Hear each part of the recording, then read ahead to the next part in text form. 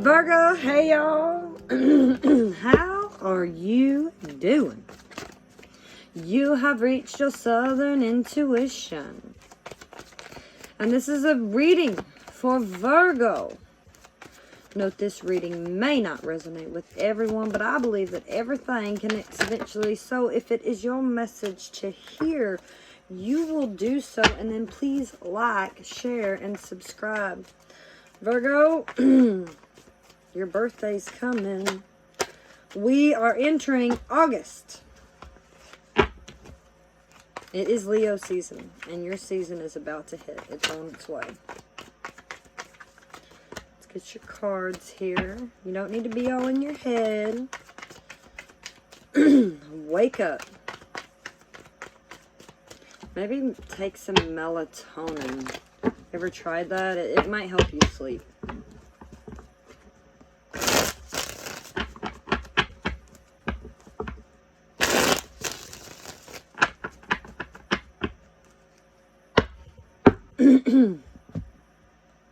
Feeling like you're all alone. Slowly moving. It's time for a break. It's time to rest. Melatonin. Isn't that what I just said? Yes. Yes, it is. You need to rest. Too much thinking. Thinking. Here you are. In your mind. I mean, the Queen of Swords is, a very intellectual woman. She is,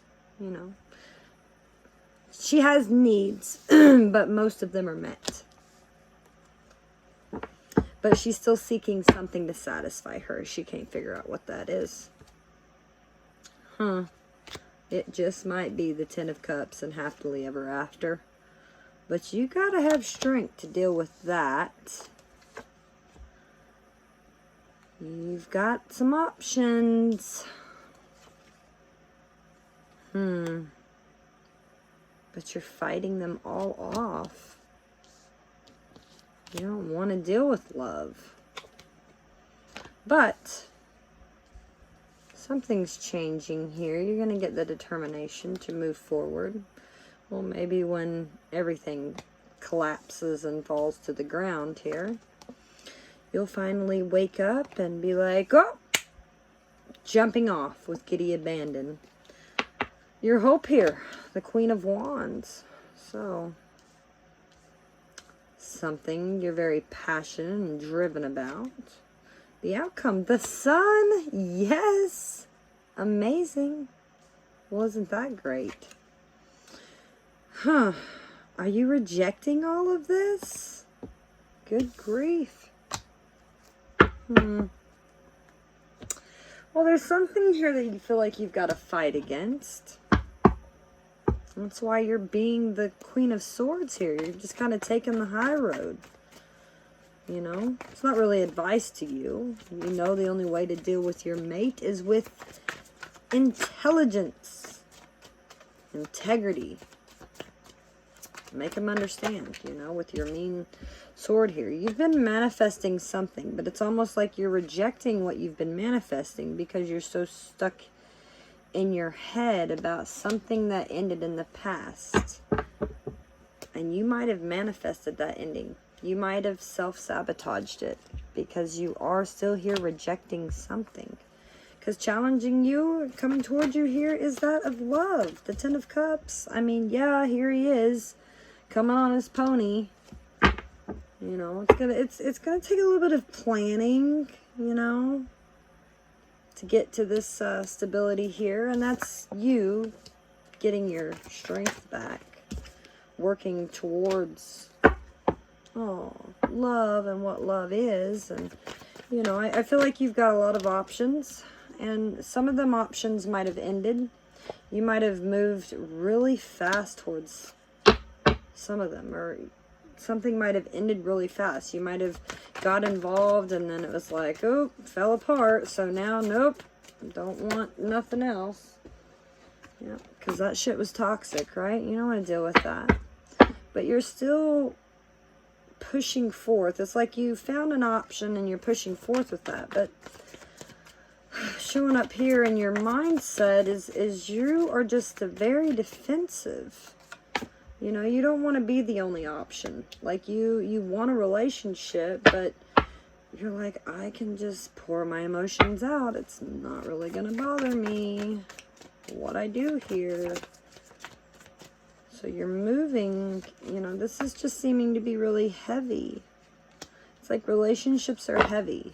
I don't know that I want to deal with that. I'm trying to be logical here. I don't want to get a headache over this bullshit.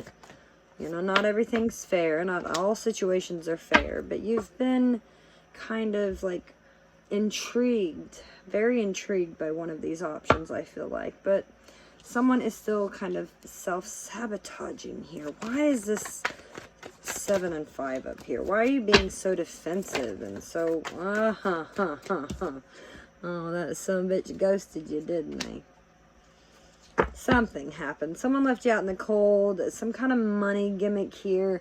Something happened where you're just like, nope, not fucking with me today. I'm not going to give you the attention that you think that I'm going to, but I'm fixing to take my chariot and I'm going to go on. Something is going to change here. I am going to stand in my power. Yes. In that tower moment here. Yeah, well, goodbye tower moment. All of a sudden, phone calls stop coming through. This is a choice.